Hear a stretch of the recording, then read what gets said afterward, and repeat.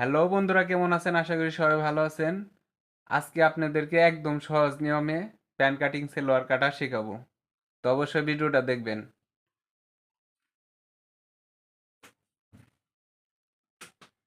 দেখেন, এখানে 2 গজ 4 গিরা কাপড় আছে। 2 গজ 4 গিরা কাপড় আছে। এখানে ডাবল বাস করে নিছি, খোলা সাইডটা এই সাইডে। তারপরে আপনার এই কাপড়টা ডাবল বাস করে নেবেন।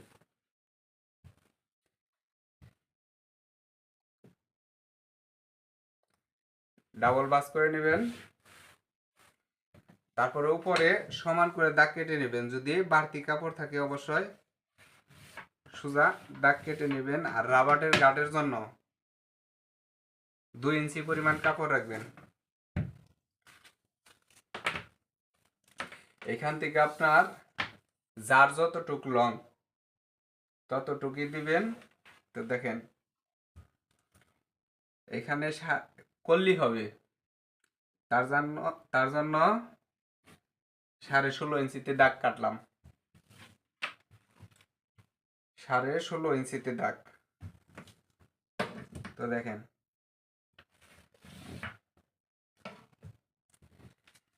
আর এইখান থেকে এখানে 15 ইঞ্চি। এটার বডি 40, তার কারণে এখান থেকে সরাসরি 15 ইঞ্চি নিলাম। 15 ইঞ্চি নিয়ে এখানে এই যে একদম সোজা করে দাগ কাটবেন এভাবে। তো এখন নিচে দেখেন যে রাবারের গার্ডের জন্য 2 ইঞ্চি পরিমাণ এখান থেকে 16.5 ইঞ্চিতে এটা করলি হবে, দেখিয়ে দিতেছি।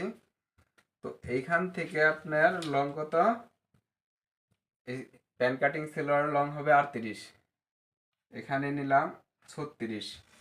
2 ইঞ্চি নিচের বাসের জন্য সেটা বুঝিয়ে দিতেছি। তো দেখেন, এই যে 36-এ দাগ কাটলাম।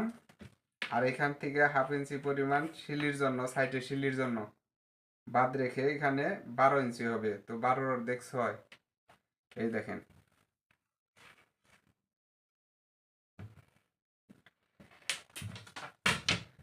6 নিয়ে 1 ইঞ্চি পরিমাণ বাড়তি রাখবেন। আর এইখান থেকে শেপ কাট এইভাবে ধরবেন। তারপর এভাবে সোজা দাগ কাটবেন। তো অবশ্যই বুঝতে পারছেন। এখানে 38 ইঞ্চি লং হবে, তার কারণে লম্বা রাখছি 36, 2 ইঞ্চি নিচের বর্ডারের জন্য। তো দাগ কাটা হয়ে গেছে। এখন দেখেন,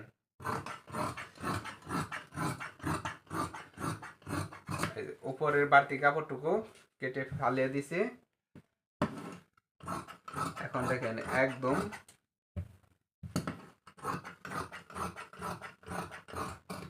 কল্লি হবে, তার জন্য একদম সোজা করে কাটছি। তো এখান থেকে দেখেন এই যে 36-এ কেটে নিলাম। তারপর এখান থেকে 1 ইঞ্চি পরিমাণ বাড়তি রাখছি। তো বাই সাইড দিয়ে এভাবে কেটে নিলাম। তো এখন লম্বা হবে 38, আমরা এখানে নিচ্ছি 36। তো এই নিচের বর্ডারের জন্য দেখেন এখান থেকে নিতে হবে 5 ইঞ্চি। এই যে দেখেন, এই ঠিক এইভাবে ধরবেন আর এই পাটটা সমান রাখবেন। এইখান থেকে এই যে 5 ইঞ্চি, এইখান থেকেও 5 ইঞ্চি। তারপর এভাবে সোজা দাগ কাটবেন। তারপরে এভাবে ধরে এখান থেকে একদম সোজা করে দাগ কাটবেন। তারপর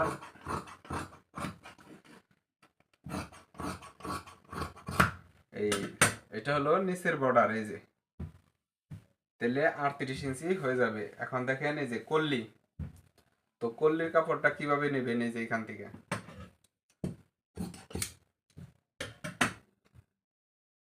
এখানে 4 পার্ট আছে, তার কারণে আপনার 2 পার্ট নিতে হবে। তো দেখেন এই যে কল্লি কাটবেন এইভাবে।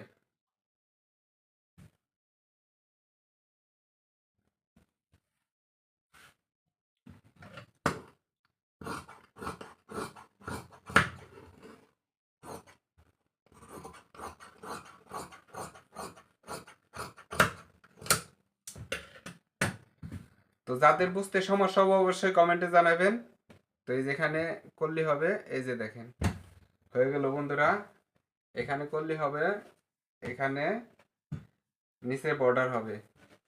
তো যাদের বুঝতে সমস্যা হবে অবশ্যই কমেন্টে জানাবেন, আর যদি ভালো লাগে অবশ্যই সাবস্ক্রাইব করবেন। ধন্যবাদ, সবাই ভালো থাকবেন।